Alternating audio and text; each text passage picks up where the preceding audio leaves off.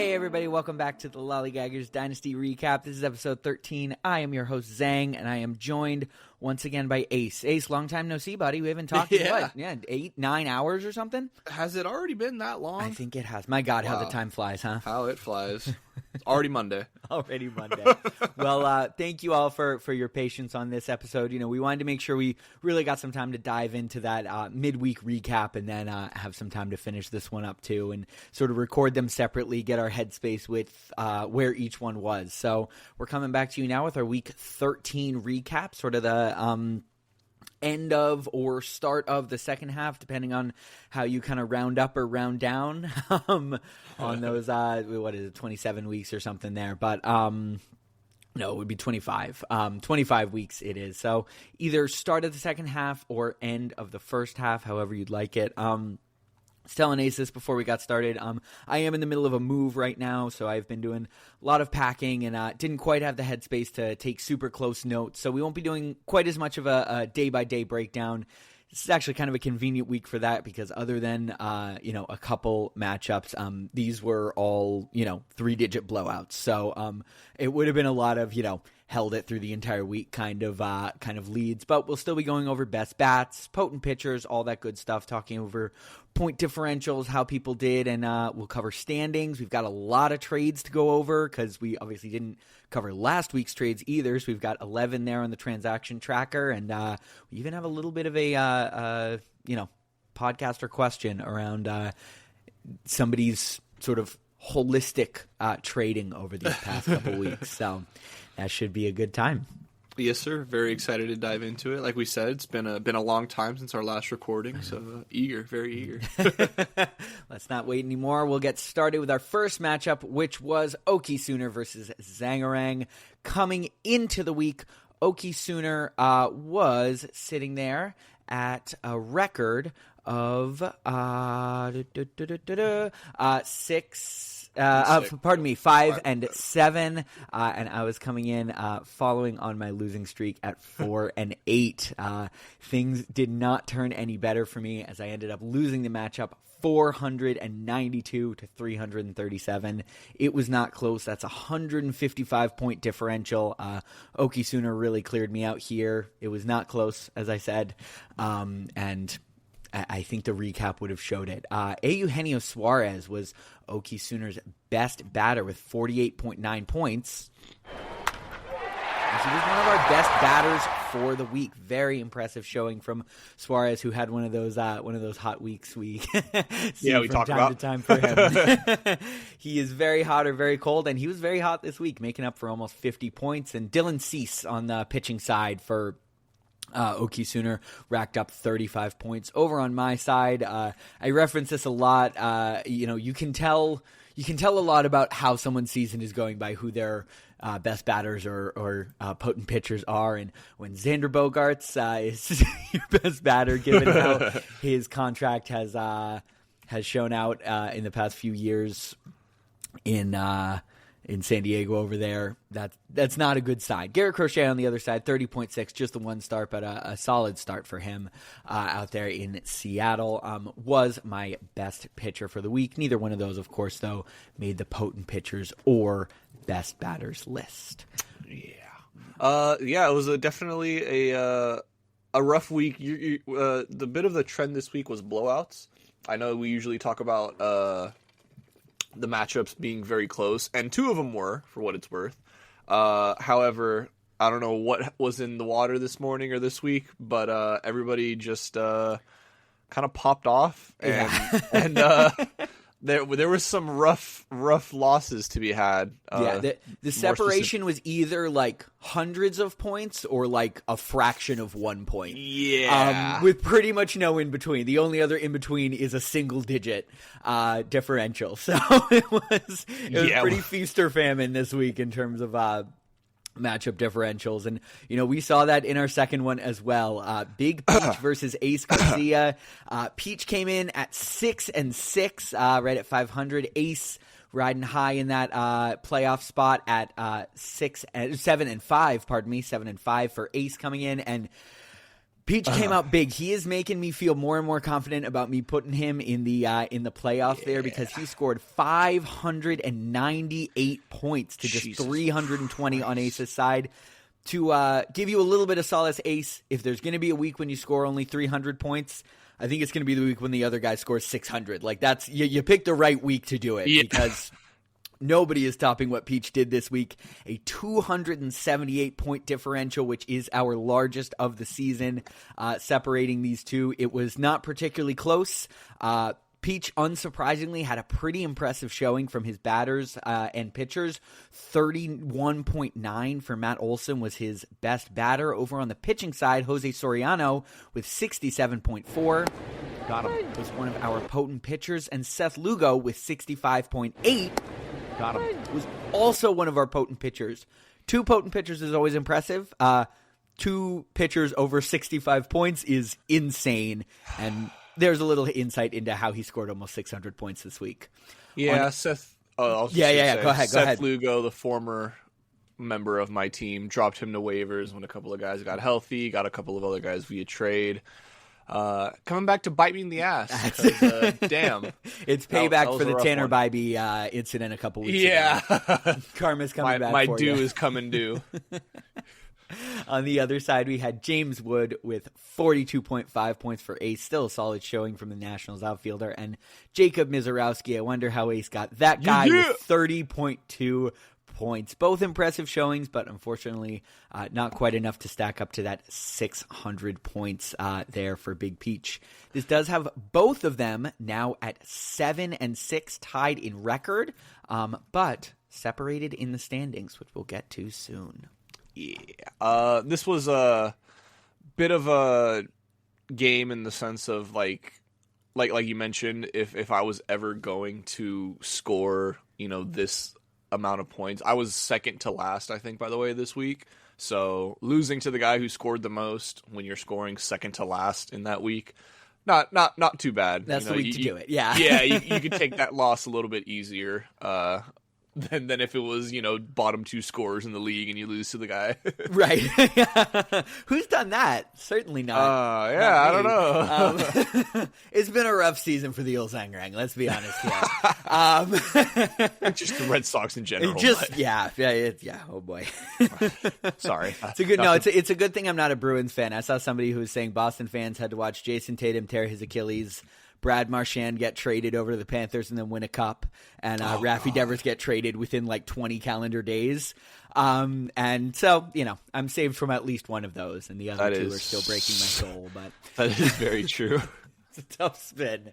Damn. Our third matchup was between Hideki and Bose, and it continued our theme of 3-digit blowouts. Our second 200-point blowout, which is kind of surprising here. Bose, who has been a very impressive team, just did not have quite enough firepower to hold up to Hideki. Hideki came into the week 8-4. Bose came into the week 7-5. So both strong records coming in, but Hideki with a 575-point score this week to Bose 353. It was not particularly close at 222 points separating the two of them. A pretty dominant win for Hideki, who had a couple tough weeks coming into this one. Nice to see him bounce back a little bit and, be sort of one of those top of the league teams we have seen him be and, continue to kind of expect him to be. Ketel Marte was his best batter for the week with 50.7 points. He was one of our best batters as well. Good showing for Arizona's second baseman. And then a bit of a shine, bit of a skid or a blemish here. Chris Sale and Casey Mize both had 43 points on the week. Very impressive showings for Hideki's pitching staff, but unfortunately both of them are now injured. Chris Sale fracturing that rib. Boy, he was playing with fire there, diving for the ball. I mean, light breezes have sent this guy to the injured list in the past, and You love to see a guy who goes all out for it, though. You Gotta love to respect see his it, love for and the game. oh my God, Chris, please, know your body, man. Yeah, we no, lost a full season of him in Boston because of a bike accident. Like, that's rough. It's tough. So. Obviously impressive showing for Hideki, and Sale, it seems like we'll be out for a bit. Hopefully Mize will be back sooner rather than later. A trade acquisition for Hideki there. Over on Bo's side, he did have an impressive showing from the batters. Byron Buxton with 55.2, one of our best batters for the week. And Logan Webb with a solid 35.4 on just one start was Bo's best pitcher for the week. This does have Hideki now at 8-5, in sole possession of third place by record, and Bo's sliding to 7-6 in that really tight pack in the middle there that we'll get to. Big showing from Hideki. Any thoughts, Ace? Yeah, just the fact that this was a huge win for him, as you said, this week. Two guys that were both 7-5 coming into this week. The rubber match does go to Hideki, as you mentioned, the sole third place, but going to be a bit of a tough matchup, not to toot my own horn, but I do face Hideki next week, and the fact that he is going to be without Sale and Mize, that is a huge concern moving forward. I think Sale's on a 15-day IL, if I'm not mistaken.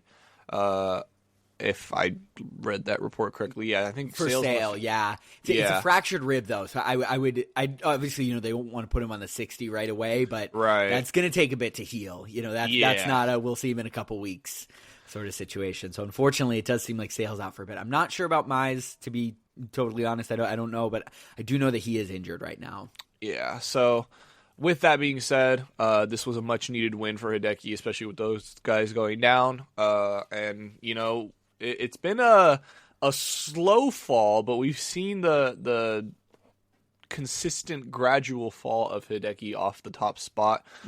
Whether it's more so a rise of Mike and Prius more so than a fall of Hideki, however you want to look at it.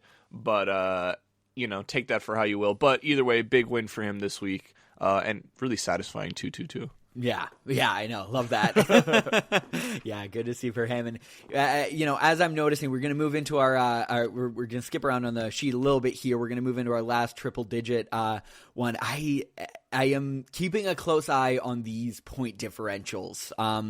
As, again, when we're talking about the second tiebreaker being, total points, if you're scoring 200, not only does Hideki have the matchup advantage over Bose now, but he also has 200 points, 222 points over him at least, no matter if they meet again or what their last score was. So these big ones, we say blowouts as kind of boring. It's almost like a second win in some ways, where that is just a huge mountain to overcome for the second tiebreaker as we get into the final weeks, especially in teams that we're going to see close in the standings, like, Ace and Peach, who are currently tied in record, Hideki and Bose, who have been right near the top there.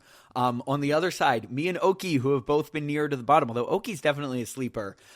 He has had some tough matchup luck, but these these point differentials, I think are it like I said, almost a second win in terms of, or loss, in terms of that second tiebreaker. So keeping an eye on that too. We are going to slip down to our sixth matchup for the week, and then we'll come back to 4 and 5 because those were our close ones. We'll have some fun talking about those. But JMC versus Flaming Prius was our last one in those triple digits. JMC coming in on a nice hot streak that kind of surged him towards the top of the table, and Prius, of course, who has been just absolutely dominant for most of the season now, and we saw that continue through this week. 453 points for Flaming Prius and just 299 for JMC. It was the smallest of the 3-point differentials, but only by 1 point. Just 154 points separating them. Strong showing from JMC's batters. Ronald Acuna with 40 points, who we mentioned.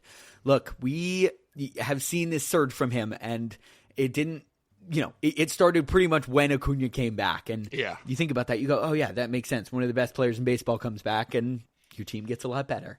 Shocker. Really, yeah, shocker. I know. Who would have thunk? Unfortunately, you see it a little bit on the pitching side. Brady Singer was his best pitcher for the week with only 24 points. So a little bit of a weaker start on the pitching side for JMC. And over on Flaming Prius' side, the usual Riley Green with 37.8. One of our best batters there. And on a week where I believe Skeens and Scooble only had one start each, Ryan Pepio stepped in to, continue to lead the mantle of Flaming Prius, dominating people with pitching, 64.6 points. Got him. And one of our potent pitchers. So, a best batter and a potent pitcher on Prius's team. Certainly not a shocker that he was able to take away the win there. Yeah, Flaming Prius, like you said, taking sole possession of first place now in the league.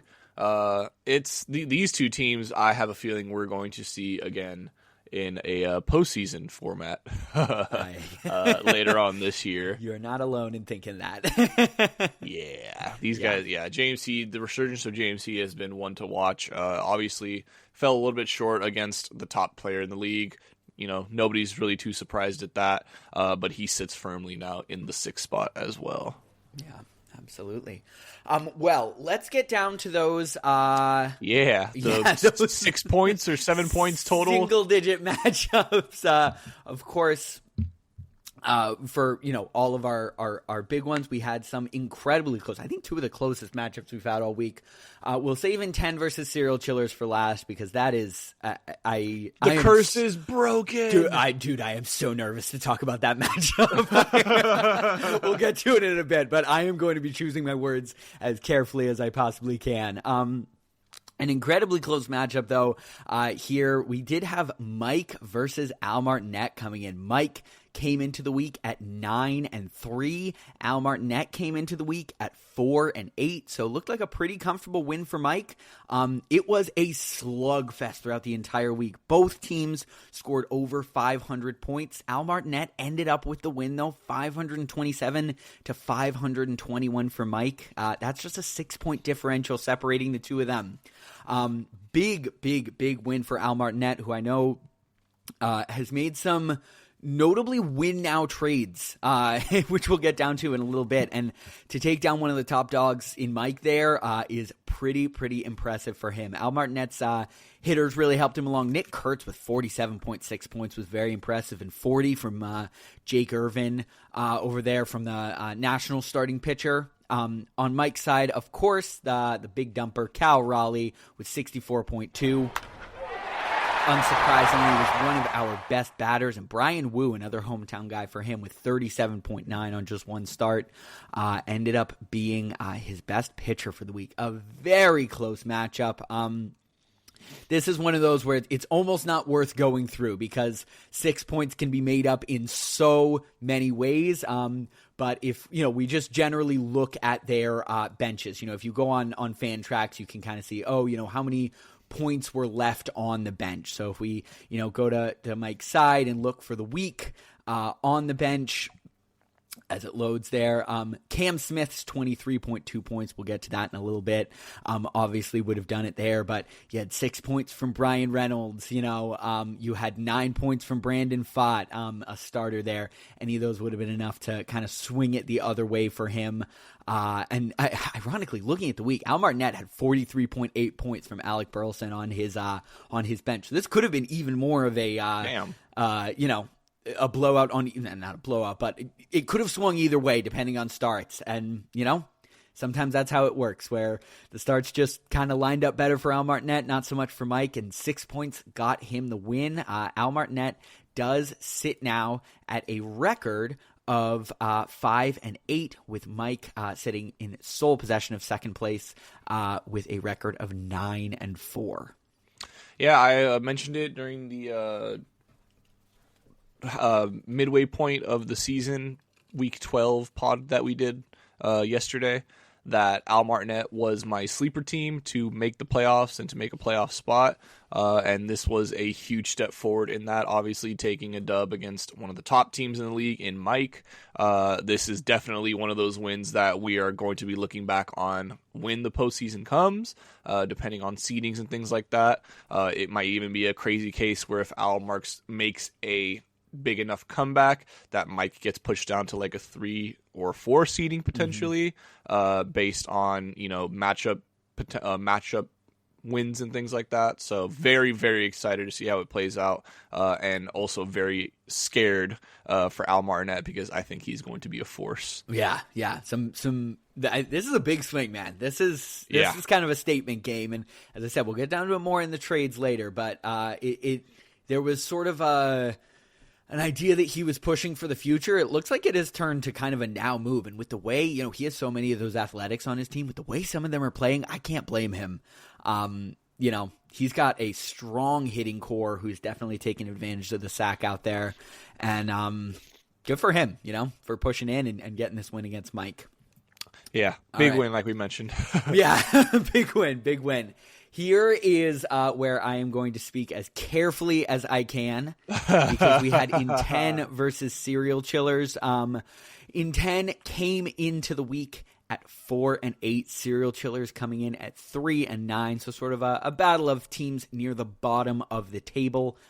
This was unequivocally the closest matchup we have ever seen. Normally, I don't include decimals because what's the difference if it's 598.6 to 320.2? That's not a difference. But when the differential in the matchup is 0.6 points, that does matter. And here's why I'm going to be so careful with my words, because I have cursed the hell out of Serial Chillers here. For the time being, I am very glad for him that we have made our way out of that losing skid, and finally he has secured that 4th win. But stat corrections happen, and 0.6 is not a lot of points, and is a very possible amount to be stat corrected. So if in 3 days this flips, I really hope that it is not on me to say. In the meantime, though, little round of applause for Serial Chillers. Yeah. I mean, very, very, very happy for you, my friend, that you finally secured that 4th win and stopped the losing skid. I now do have I get to take the title from you on longest losing streak, which is, hey, if you're going to be near the bottom, let's be right at the bottom. Big week for Serial Chillers players. He scored 462.8 points total, 462.2 over on In 10 side. CJ Abrams was his best batter. Nationals shortstop racked up 45 points. But the pitching side is where Chillers really made his name this week. Andrew Abbott with 52.2 points was one of our potent pitchers, and he'll have a second one listed here because Chris Bassett with 48.4 points was also one of our potent pitchers on the roster this week. A big time showing from Serial Chillers pitching staff that helped him take that win over In 10. On In 10 sides, Yandy Diaz had 36 points. He was the best batter over there. And Jose Barrios with 37.7 was his best pitcher. That does have Serial Chillers taking the matchup from In 10. Both teams are now sitting at 4-9, tied with one other team at the bottom of the table, although we will get into how they're ordered very soon. Yes, sir. We'll actually get into it right now, I think. Let's talk about it. Yeah, let's talk about it right now. All right, yeah. So, obviously, leading us off in first, to nobody's surprise, Flaming Prius remains in the top, or, excuse me, not remains, but solely takes position of first place now. Mike does drop to the second spot. Oh, by the way, I should probably mention, Flaming is now at a 10-3? 10-3 record, yeah. 10-3 record. Mike is sitting at 9-4. Hideki right below him at 8-5. And that rounds out our top 3. And then we got 4 people in a row, all 7-6, with Bose, Peach, JMC, and myself in respective order, 4, 5, 6, and 7. The biggest move there is Peach moving up 2 spots and JMC falling 2 spots, however, still remaining in that top 6 playoff line. And then moving down onto the 6 and 8, I believe. Oki Sooner, like we mentioned in the 8th spot. 6 and 7, excuse me, sorry. 6 and 7 for Oki Sooner. And then Al Martinet sitting at 5 and 8. They're at the 9th spot. And then rounding out the bottom of the 5 and 9, I think, for Al Martinet, right? 5 and 9? 5-8 it says here. 5-8. I was 5-8. All right, I was right. 5-8. All good. Yeah, and then Zang, Serial, and In10 rounding out the bottom of the league at 4-9. Absolutely. Yeah. That loss from Mike, we see the difference here. Flaming Prius takes sole possession of first place, sliding up that one spot.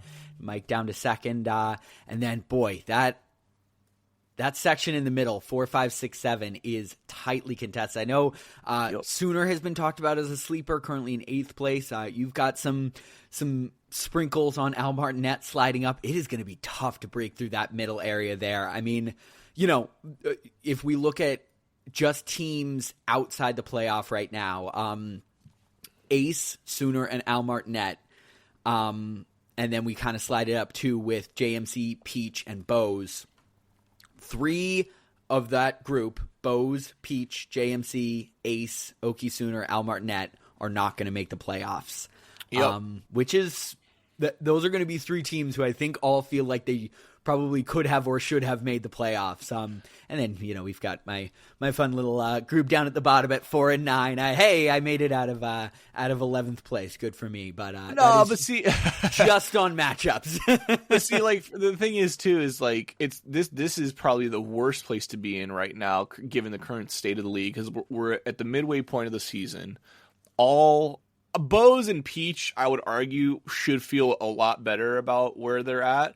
I think myself, maybe JMC too, but I definitely think myself, Oki, and Al Martinet, just given where we are in the standings right now, given where we are in the league and the current state of our rosters, it's a tough decision whether we want to, throw in the towel, trade assets, and kind of, start building for next year, or do we want to go all in, maybe trade away future assets in hopes of bettering the team. So definitely a tough position to be in. Yeah. Interestingly enough, I sorted the table by total points. Mike is at the top of the leaderboard with Prius right below him.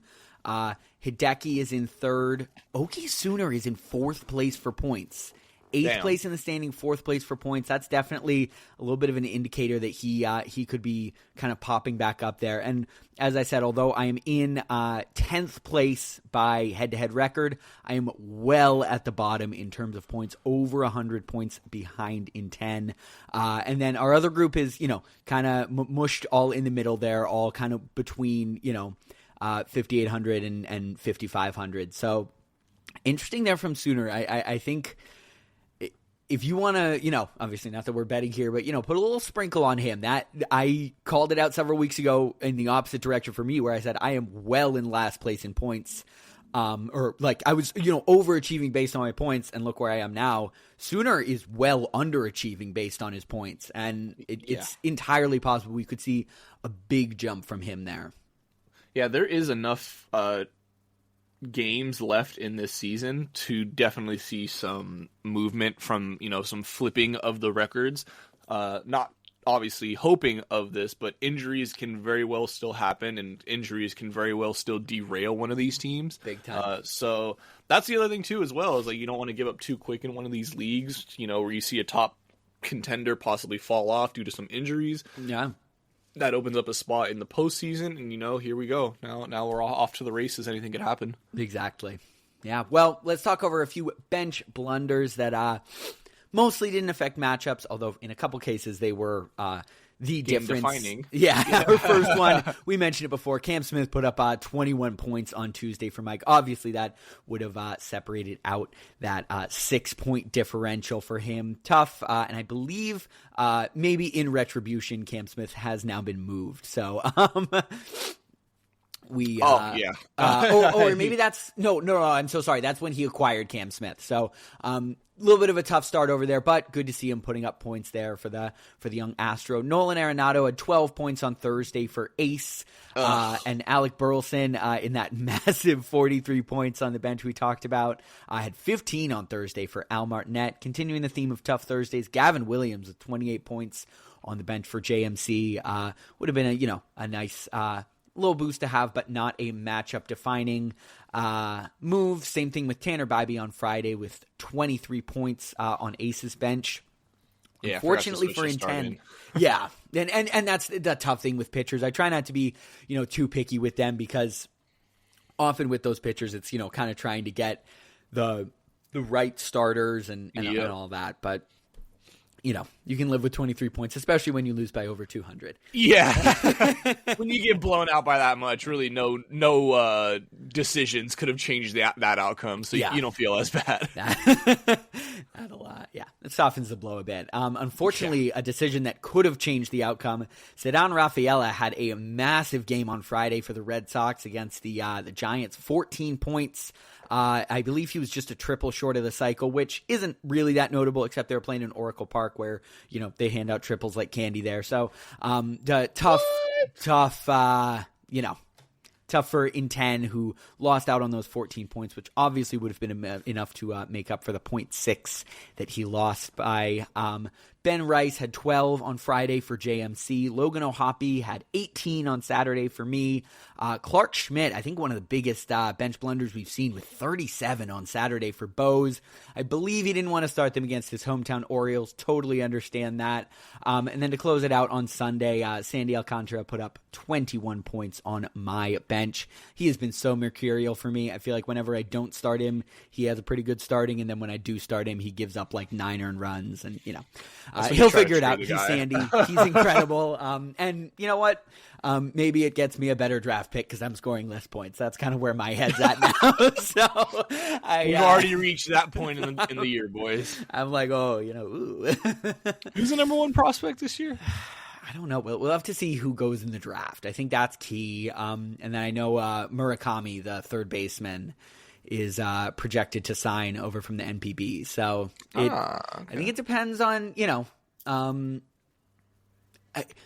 not that I think.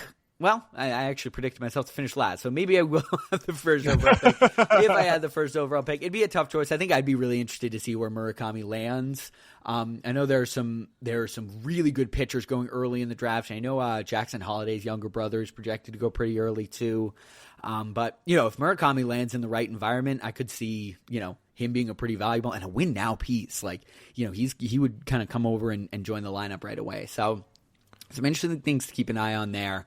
But those are our bench blunders for the week. Ace, do you want to tell us a little bit about the wasted waiver bats that we had? Some really big performances. Yeah, we had some pretty huge performances, both in the top 10 this week. We'll go with the lesser bat to start. Mickey Moniak, the Colorado center fielder, right fielder, with a whopping 47.6 points this week. He was 9th overall in terms of all batters this week. Not really much of a surprise. We kind of mentioned Colorado, being players on Colorado, having these, surges, these spurts where they just kind of go insane during some homestands. It's with them, it's really tough because you can't really expect that consistency. However, planning ahead in terms of when they're scheduled for home games a bunch in a row, seeing who their hot batters are during those times, you can definitely streamline a couple of their guys. And Mickey Moniak was just one of the beneficiaries of this week of that. And then getting into one that was a little bit more impressive was Houston utility man, as far as positions he's labeled in fantasy. Mauricio Dubon, the first baseman, second baseman, or left and center fielder, put up a almost 50 burger, 48.8 points this week. Top 5 was good for fifth in best bats this week. So, just a crazy kind of out of nowhere run that he was on this past week. If you're looking for a utility man, have some injuries, this guy can play infield, outfield, and he's getting a lot of playing time right now as well. I think Jordan is still out of the lineup. Yes, am I wrong? He is. Yeah, yes. On the injured so list. Yeah, with that. With Jordan still injured, obviously Dubon I probably see him getting picked up. Having that kind of eligibility, putting on that kind of performance at this time of the year, definitely see somebody picking him up soon. Big time. And Mickey Moniak, former number 1 overall pick by the Phillies, traded for Brandon Marsh to Anaheim, and then dropped over here for Colorado. So good to see him showing up. Especially those guys I think with high talent. They're kind of the ones who are solid picks for Colorado. Right. That maybe makes up for some deficits, and maybe if it's swing decisions or contact or any of that because the ball flies there.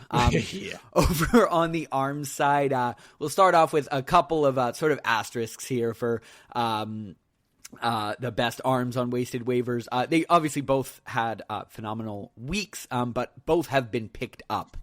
Lucas Giolito with 58.4 points. He was in the top 5 for potent pitchers for the week, or, best pitchers, I should say. But obviously not being on someone's roster, we didn't put him on the potent pitchers list.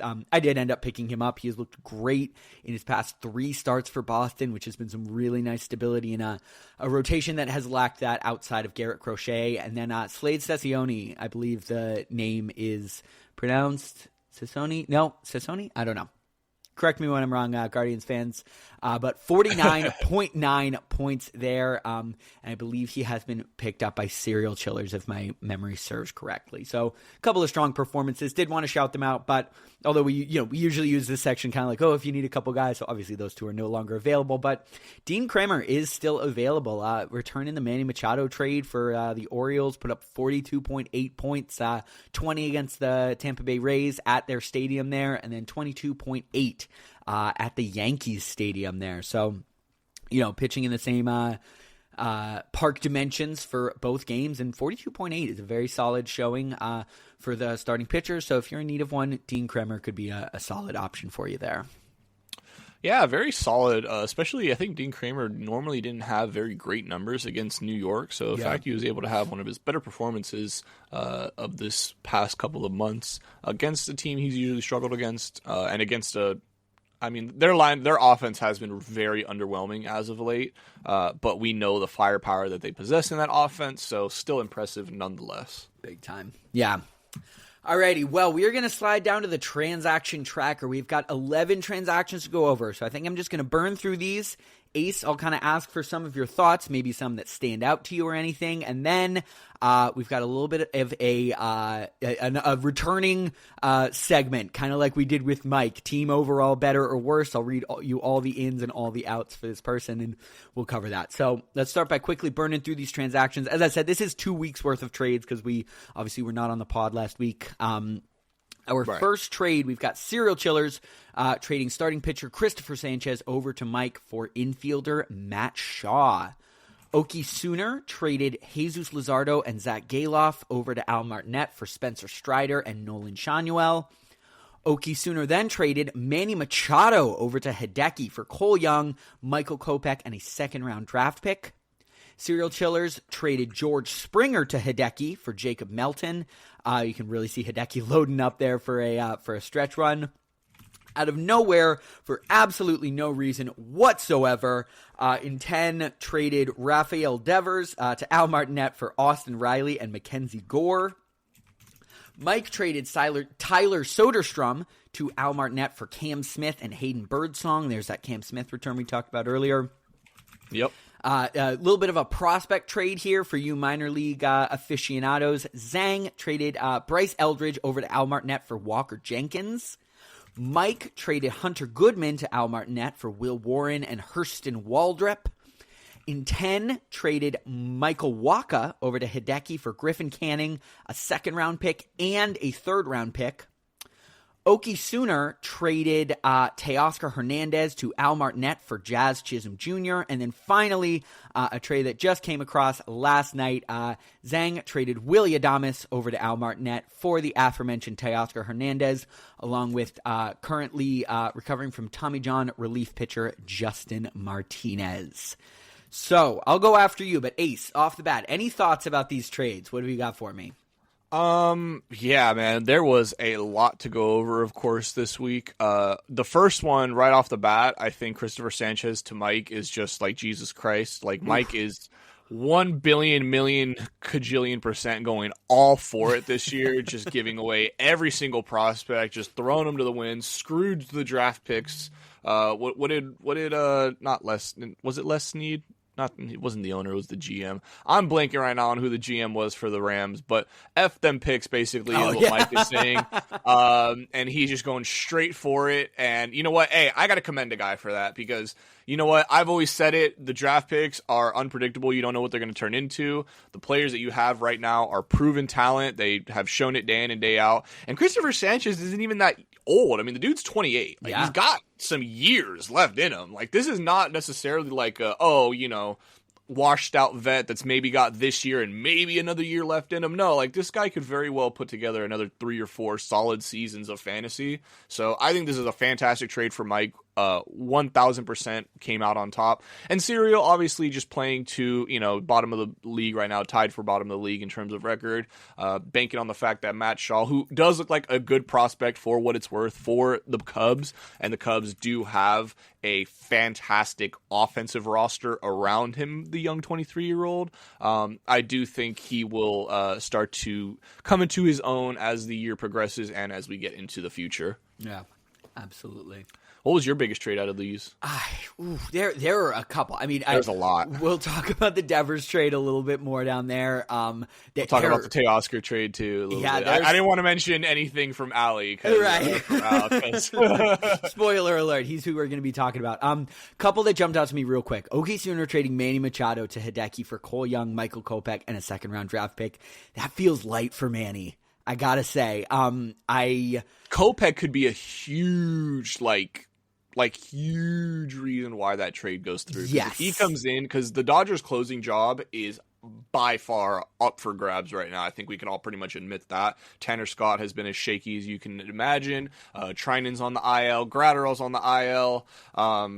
There's just so many guys that are injured and other guys who are just not performing. Kasperius has kind of elevated himself more into a starting role or a bulk innings role more so than a closer. So Michael Kopech can very well come in and swoop this closing job up for the Dodgers, and even if you're getting him as just a closer post All-Star break, for the amount of games that this team plays in that are within 1 to 2 to 3 runs, Kopech can very well get a ton of points given this back half after this All-Star break. I think for Oki, who you project, right? I think was your projection to come up. I think. No, I had Big Peach. You had Peach. Yeah. My mistake. I'm sorry, but either way, for Oki, who right now sits at just below the quote unquote playoff line record, which you could argue is 7-6 right now. Mm-hmm. He is 6-7, so he they're right there. Yeah, he is neck and neck with us. I could definitely see that trade. Looking back on it later on as a trade where we're like, oh yeah, that's what jump started Oki's resurgence this season. Yeah, I hear what you're saying. I just don't know. Even a great back end bullpen arm, I don't know if that's enough for Manny Machado. I can't say I know a ton about Cole Young.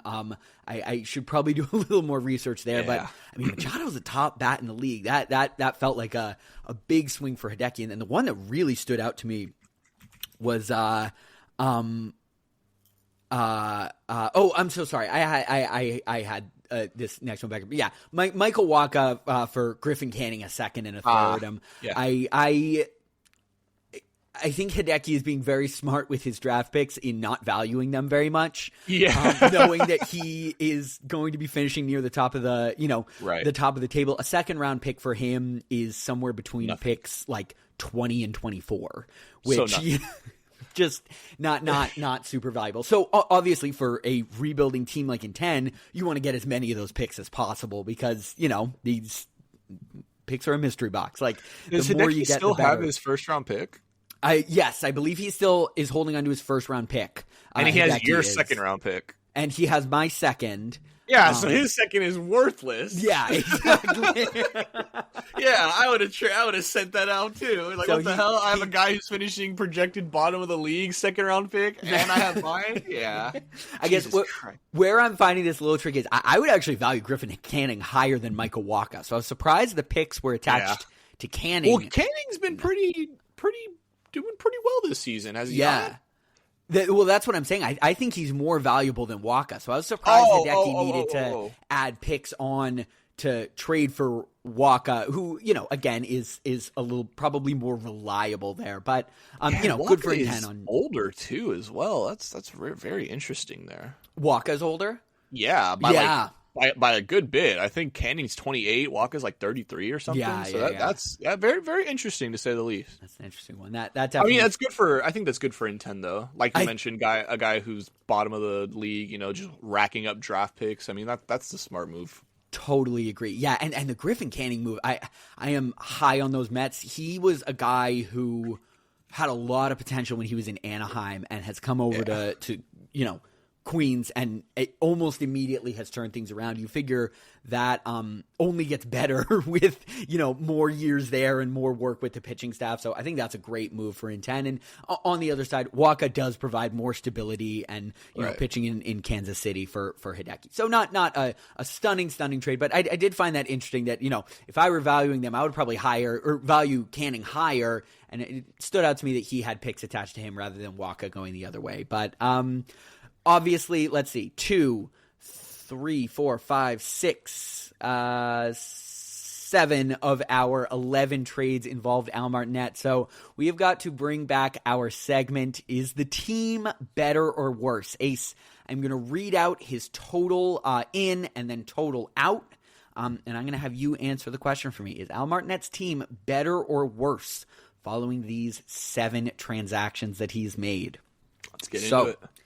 Players that he brought in: Rafael Devers, Jesus Luzardo, Tyler Soderstrom, Bryce Eldridge, Hunter Goodman, and Willy Adames. Players he sent out: Spencer Strider, Nolan Shanuel, Austin Riley, Mackenzie Gore, Cam Smith, Hayden Birdsong, Walker Jenkins, Will Warren, Hurston Waldrop, Jazz Chisholm Jr., Teoscar Hernandez, and Justin Martinez. Yeah, so this was a very, very tough trade to evaluate because just off first glance, looking at the guys that Al got back in this trade, Rafi, Luzardo, Soderstrom, Adames, like those are some big names. And then you got Bryce Eldridge and Hunter Goodman as well. So, off that, if you're looking at just off that, I think, you're pretty happy in terms of what you received. And like I mentioned, given where Al is in the season, he was somebody that I projected, or is my projection, to kind of resurge from, bottom 4 and make it up into a playoff spot, into the top 6. So I think he's definitely making those moves to win now and to make that push. But you look at what he gave up: Mackenzie Gore, Austin Riley, a couple of younger pieces, obviously Will Warren as well. A lot. And even look at some of like the proven more, maybe more veteran talent, but still proven. Teoscar has been really good this season. Nolan Shanuel has been pretty solid. Strider, obviously, phenomenal. Over 300 points on the season for Shanuel. Oh, yeah, he's over 300. Yeah. Jesus Christ, man. Okay, yeah. See, the thing is, too, is with, like, the Angels, I'm like, maybe I'm just not watching Angels baseball, but I feel like they've been so up and down. Like, I feel like they have a good roster. They just haven't been performing, which I guess is, I don't want to say that's been, like, what Angels fans are used to, because I feel like they're kind of used to having a good roster and just never doing anything. Yeah. So, I don't know. I don't know what it is. That division, the AL West is a fucking nightmare, so I don't even want to look into that division right now. But I just think that in the long run, I think Al is going to maybe come back to maybe regret this trade with how much he gave away. But that can all just mean absolutely nothing if he goes on an insane run and, makes it to a finals appearance or something like that. Banners fly forever, but I have to agree with you. I think the forest was lost a little bit through the trees here for Al Martinet. A lot of selling low on guys like Spencer Strider and Austin Riley. Teoscar too, man. Teoscar too, yep. And I think Will Warren can be I just think the potential of a lot of the young guys he traded outweigh. Well, and I know this is like me contradicting myself so badly because I'm always the one to say, yeah, screw the young players, always go for the proven veteran talent. No, but like, I just 100%, yeah. I just like when it's so much young talent and a lot like it's not even that he's trading guys that haven't even seen major league playing time. Like Will Warren has been a we can say at this point is a major league like regular.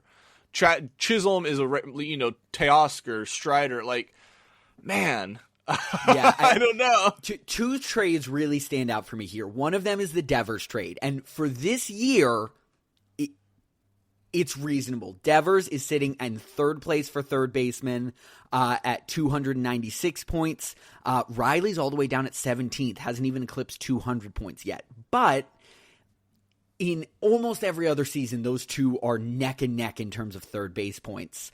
So normally that's like a pretty even trade. Maybe Al Martinet's predicting, Riley takes a big step back, but then that's essentially Mackenzie Gore coming over to Intend for free, unless, of course, we do, continue to see this. And that's a big swing there. And, not to point out I guess I'll talk about three trades.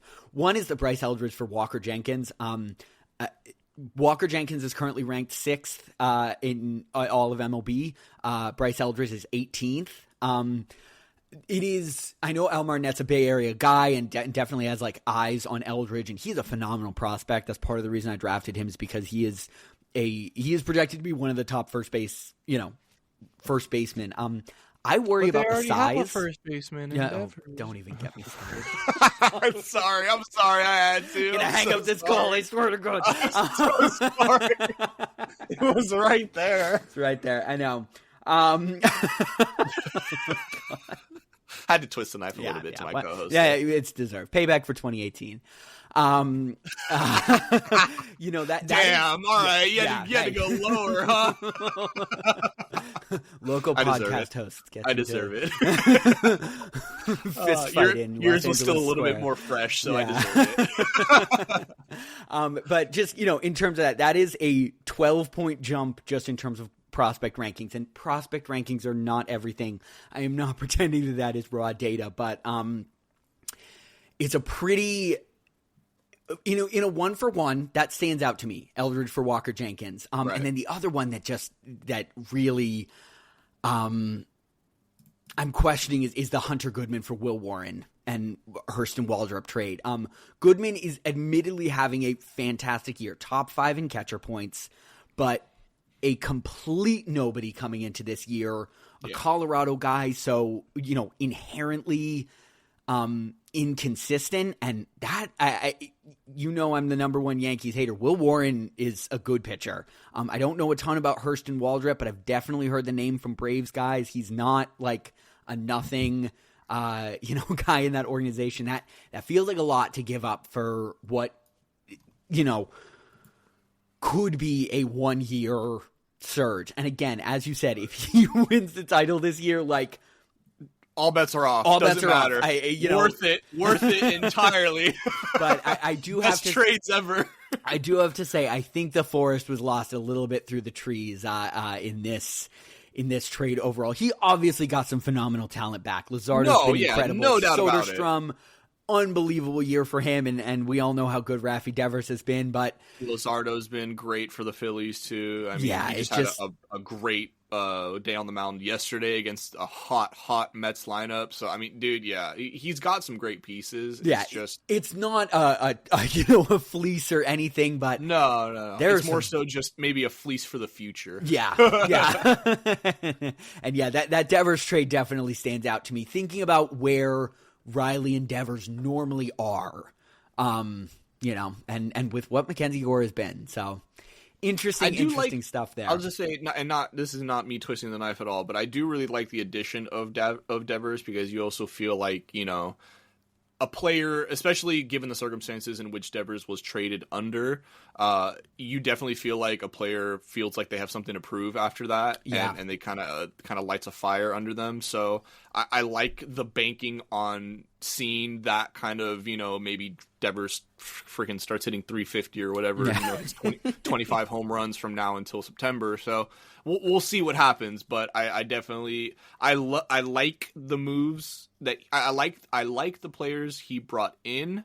but I maybe loved the players he sent out a little more. I think that's a great way of putting it. Yeah. Other than, again, Goodman, phenomenal this year. Other than him, I would say like all really, really solid moves. And just a couple other notes on the Devers thing, because I've obviously been very closely following it. Right. He made a little bit of a double down there with Willy Adames, where Giants outlets have been saying part of what Devers does is changes the way teams approach the lineup, where you don't want to pitch to Devers, so instead you're giving pitches to Chapman, you're giving pitches to Adames, you're giving pitches to Elliot Ramos, and Willy Adames has had a very slow start to the season, and to be completely honest, there it didn't so much have to do with his slow start to the season. I just couldn't say no to Teoscar for him. That felt like a slam dunk there. Big outfield bat for Teoscar, and but Al Martinet is kind of doubling down there. And the one thing about Devers I will say, and I this is not cope. I believe that this actually does come from from baseball knowledge. Sure. He is no. Trust me. No, it's a little bit of cope, but he is one of the highest percentage opposite field hitters I've watched, and certainly in the major leagues right now. He goes to left field so much, and part of the reason that was so advantageous to him is because he had the monster right there. So he would just kind of flick balls off the monster and get doubles. That's obviously not the case in San Francisco. So I was just talking to my sister about this yesterday, who is, you all know, is a big Giants fan. And I was kind of saying to her, I think we might see a change in his approach where he starts really trying to pull the ball a lot more, because right field's a lot shorter in San Francisco. And he might need to do that, because what were those wall ball doubles in Fenway are now flyouts to the left fielder. So just something to keep an eye on with Devers. If maybe we see a little bit less of an average turn and more of a turn towards power for him, or just I've been thinking about that a lot in terms of park factor, which was something that a week being away from the trade helped me kind of think about. So very interesting. I am excited to, come back to this at the end of the season. I know we talked about coming back and checking in on Mike's big trade week, and we'll certainly do the same for Al Martinet here and kind of see how did these trades end up. To round things out, Ace, do you want to tell us about next week's notes and see what we'll be looking forward to? Yeah, so getting into next week's matchups, starting us off in, I guess I'll kind of go based on records and then move up. So we have Al Martinet versus Oki Sooner at 5-8, or excuse me, Al Martinet at 5-8 versus Oki Sooner at 6-7. So potential, like we mentioned, Al Martinet, somebody I feel like can definitely make a resurgence in the playoff run. Oki trying to make a resurgence back into the playoff picture. He's not far behind at 6-7, but Al obviously further behind him, definitely needs this win a little bit more. So very interesting to see how that one goes. Following that one, I have myself versus Hideki. This one is a little bit of a bigger matchup. Myself 7-6, Hideki 8-5. So obviously I'm just below the playoff line at the 7 spot. Hideki firmly in the playoffs at the 3 spot. However, only a game separates himself from the rest of the pack of 4 through 7. So definitely a big game for him this week. And we already talked about the injuries that are approaching that have already approached his pitching staff. So we'll see how that affects him going forward. Moving over onto the next one, I have Serial versus Big Peach. Serial at 4-9 versus Big Peach at 7-6. As we already mentioned, Serial at the bottom of the division, or of the league, still trying to maybe claw and fight his way back. Big Peach sitting at 7-6. Obviously, with the massive win this week against myself, putting up the most points of the entire league this week. So obviously looking to continue that and maybe slide into that 3 spot that Hideki is currently in. And then moving on to our next matchup, we have a classic case of top of the league versus bottom of the league. We have Flaming at 10-3 versus In10 at 4-9. So In10 looking to play spoilers here. We already kind of talked about he was my prediction. If you haven't already seen our midseason check-in, make sure to go watch that.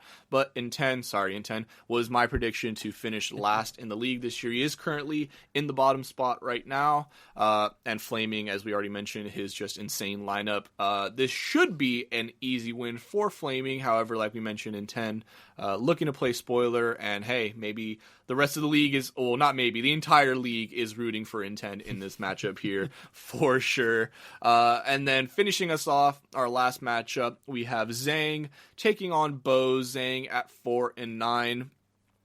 Bose at 7-6, Zang 4-9. Although, like you mentioned, you're not at the bottom of the league in terms of head-to-head matchups, but in terms of total points scored, you are. So Bose is definitely licking his chops, looking ahead for this matchup.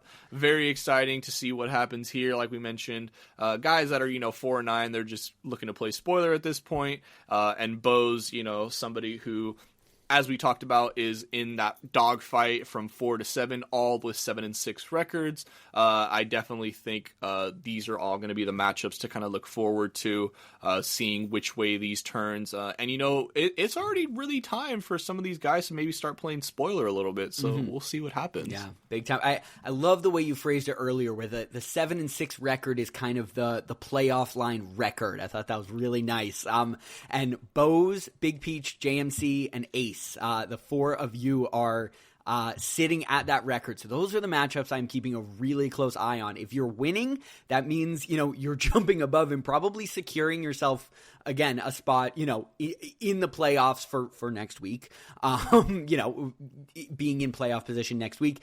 If you're losing, it's kind of dropping you below that line. So those are ones I'm keeping a really close eye on. Unfortunately, none of them are playing each other. That would be good for drama, but Bose against me feels pretty comfortable. Peach against Serial feels pretty comfortable. Oki against Al Martin, that's really interesting. Pardon me, they're not in that. But they're not in that list. But Ace, versus, just below that tier, below there. Yeah, Ace versus Hideki, very very interesting to see if you can kind of pull that off there. And then our last one, JMC versus Mike, is obviously a big push for JMC there, but a win is pretty important. So those are the four I'm definitely keeping a close eye on. And hey, maybe I didn't even realize it, but all of us that are 7-6 are actually really hoping that I win, so Hideki can move down. Yes, that's right. One. Even though I'll move up with everybody else if they all win as well. They need Hideki to be brought down a notch. So definitely going to be some very interesting matchups. Do you happen to remember your head-to-head against Hideki? I'm curious. I'm very certain I lost the first matchup against him, but I do want to say that it was a very close game, if I remember correctly. I'm flipping back through right now, because if you do win this week, he is tied with you all in that tier. Yeah, we'd all be. If I win this week, we'd all be 8-6. That was my close win against Serial. There was my getting absolutely dominated by Flaming. There's my close loss to Bose. Oh man, just absolute pain. Having some fun, going back through.